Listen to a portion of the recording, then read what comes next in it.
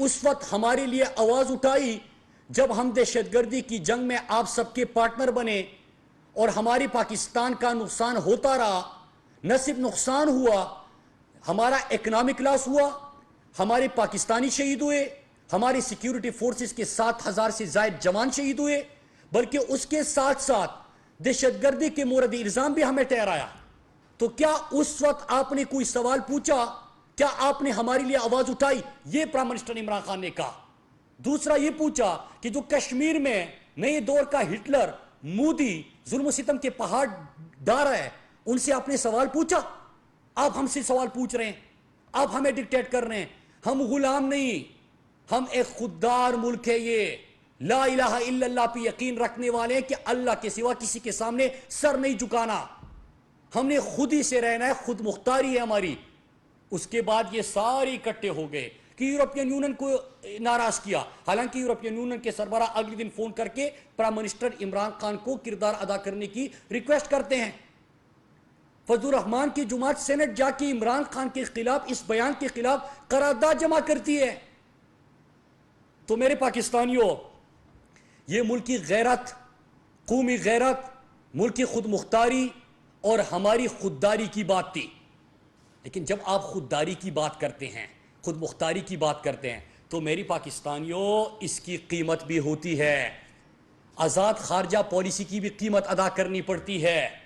جب آپ پوری دنیا میں اسلام کو متحد کرنے اور اسلاموفوبیا کے خلاف آواز اٹھانے والے اور عالم اسلام کے ترجمان بنو گے تو بڑی بڑی طاقتوں سے یہ برداشت نہیں ہوگا.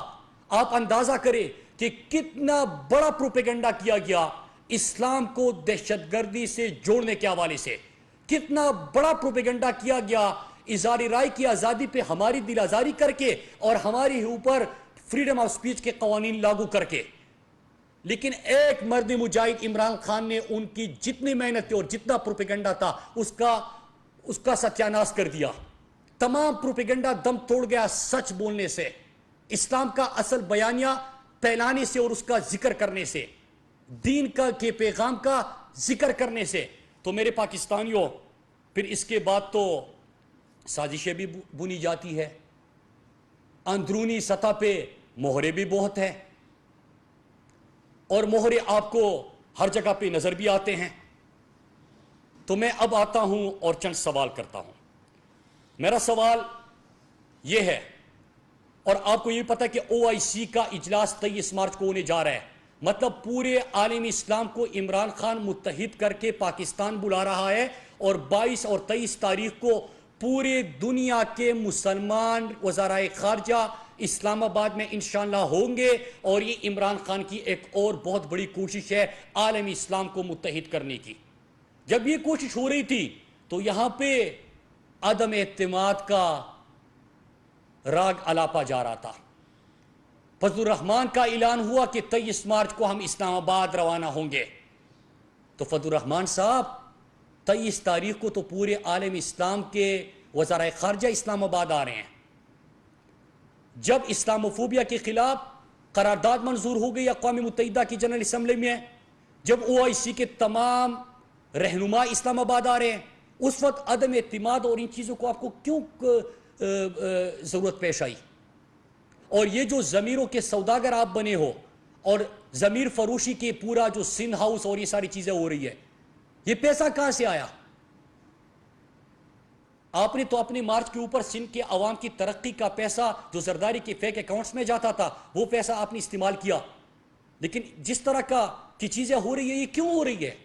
اس موقع پر کیوں ہو رہی ہے؟ کیا آپ پوری پاکستانی قوم کو اس کا جواب دینا پسند کریں گے؟ پھر اس کے ساتھ ساتھ میں اپنی قوم کا شکریہ ادا کرتا ہوں کہ جس طرح دیر، سوات، حافظ آباد، ساؤتھ پنجاب یہ بڑے بڑے جلسے ہوئے اور عمران خان کے لیے پوری پاکستانی قوم نکل آئی. انشاءاللہ 27 تاریخ کو اسلام آباد ڈی چوک میں پوری پاکستانی قوم آئے گی، اپنی لیڈر کے ساتھ کھڑی ہوگی، کیونکہ پاکستانی قوم خوددار ہے. ہمارے اندر یہ جو چند سیاسی لوگ ہیں، سیاسی خاندان ہے جنہوں نے پاکستان کے اوپر حکومت کی، یہاں پہ پیسہ لوٹا، پاکستانی قوم کا خون چوسا، باہر جائیدادیں بنائی، جن کے فیک اکاؤنٹس ہو، جن کے افشور اکاؤنٹس ہو، جن کی باہر جائیدادیں ہو، وہ دنیا کی آنکھوں میں آنکھیں ڈال کے بات نہیں کر سکتے. اور میں اپنے پاکستانیوں سے سوال پوچھنا چاہتا ہوں کہ کیا عمران خان نے امریکہ کو اڈے دینے کا سے جو انکار کیا اور ایبسولوٹلی ناٹ بولا، کیا یہ آپ کی دل کی ترجمانی ہے؟ کیا آپ کی دل کی آواز ہے؟ کیا آپ بھی اس طرح سمجھتے ہیں کہ جو ہمارے پاکستانی اس دہشت گردی کی جنگ میں شہید ہوئے تھے ہمیں اور جنازے نہیں اٹھانے؟ اگر آپ سمجھتے ہیں تو آپ نے نکلنا ہوگا اور ساتھ دینا ہوگا میرے پاکستانیوں، اور آپ تو نکلے لیکن آپ نے ان سے سوال پوچھنا ہے اور سوال پوچھیں گے. میں دیکھ رہا ہوں فیصل آباد میں جو ایک ایم این اے تھا اس کے شہر میں بھی لوگ نکل آئے، دوسری جگہ پہ لوگ نکل آئے کہ ایک تو ضمیروں کے سوداگر ہے، دوسری ضمیر فروش ہے. کہ عمران خان نے جب خودداری کی بات کی، ایبسولوٹلی ناٹ بولا، ڈرون گرانے کی بات کی، یورپین یونین کو جرأت سوال کیا، تو اس کے بعد آپ سب متحد ہو گئے اور بیرونی اور اندرونی سازشیں شروع ہو گئی. تو اب سوال پوچھیں گے اور میں ان سب کو بتانا چاہتا ہوں انشاءاللہ یہ سرکس تو ختم ہو جائے گا، یہ آپ دیکھ لیں گے، کیونکہ یہ تو ساری ضمیر فروش عمران خان کے ساتھ تو ان کا مقابلہ ہے نہیں، کر ہی نہیں سکتے. نظریے اور ذاتی مفادات کی جنگ میں مقابلہ ہو ہی نہیں سکتا. نظریہ جیتے گا، ذاتی مفاد کو شکست دی ہوگی. کاز کے لیے اور ذاتی مفادات کی لڑائی میں کاز ہی جیتے گا، بڑا مقصد جیتے گا.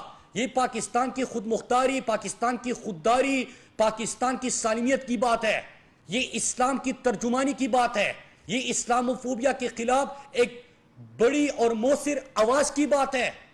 اور اس کے بعد OIC تمام مسلمانوں کو اکٹھا کرنے کی بات ہے.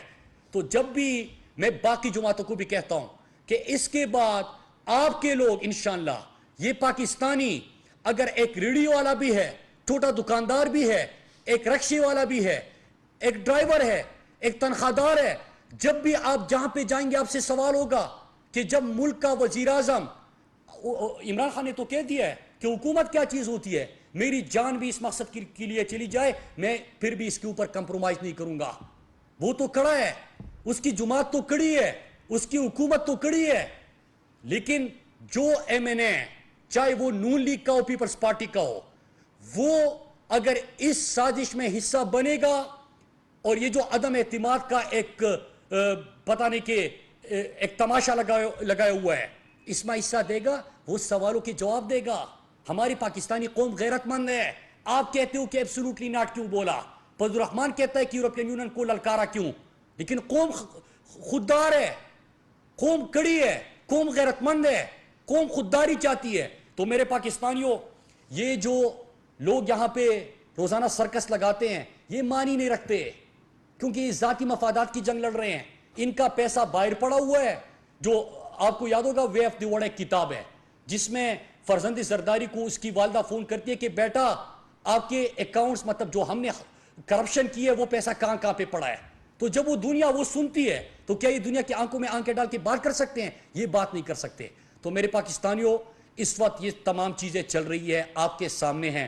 اور جو پاکستان اور پاکستان کی جو ایک بہتر ہماری پالیسی جا رہی ہے اس کے خلاف اگر کوئی اس قسم کے ہتھکنڈے ہوں گے اس سے کوئی فرق نہیں پڑتا.